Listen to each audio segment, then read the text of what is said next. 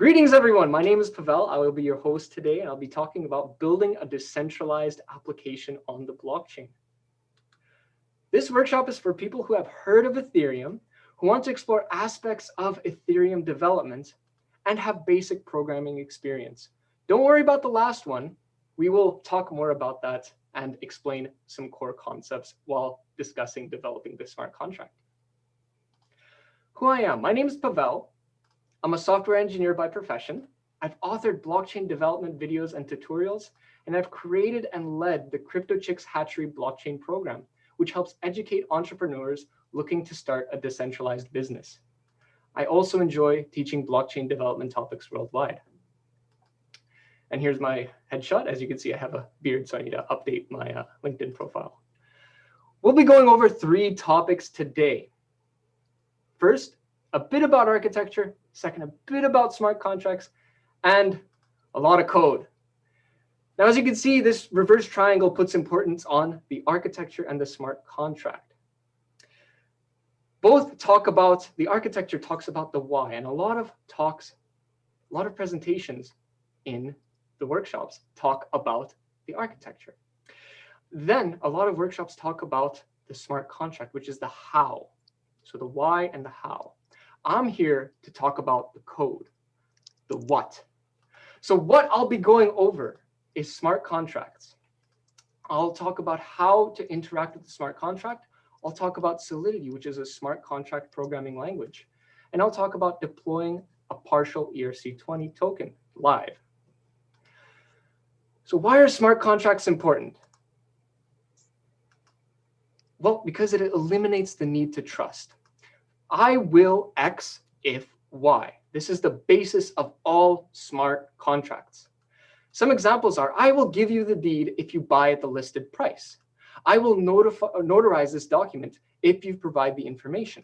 I will record your votes if you validate your identity. And I will give you the winnings if the Toronto Raptors win. And that happened.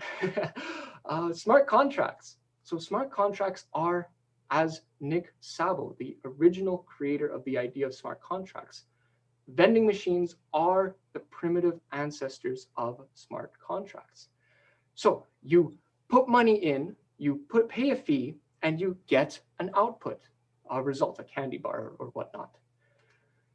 Transactions in smart contracts change the state. You can add funds, remove funds from your account. Calls get the state. You can get a balance.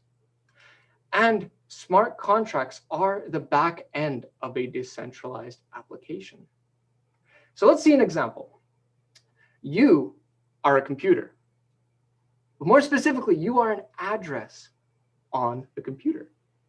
Your address, according to the Ethereum network, contains a value, in this case, 1 Ether.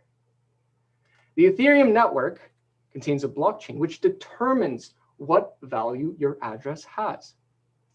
To deploy a smart contract on the Ethereum network, we send a transaction. That transaction, you have to pay a fee. This creates a block and returns an address for the contract. And as you can see, around 0.01 Ether was deducted. Sending a transaction to a smart contract. Now that the smart contract is included in the blockchain, we can communicate with the node sending that transaction. This deducts a fee from our account. We specify the address of the transaction, the ABI, and some data in order to interact with the smart contract. This transaction then gets added to the next block in the chain. Calling a smart contract. Now we take every node in the Ethereum network has a copy of the blockchain.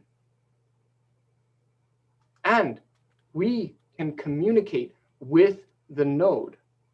Using the local node's copy of the blockchain, we can send the node a call, which we provide the address, the ABI, and some data, and we get back the data. Notice how our account balance did not change. Now, I talked about ABI, but what is an ABI? Well, it specifies how a contract is called. So if the address is where the contract lives, an ABI is how we talk to the contract.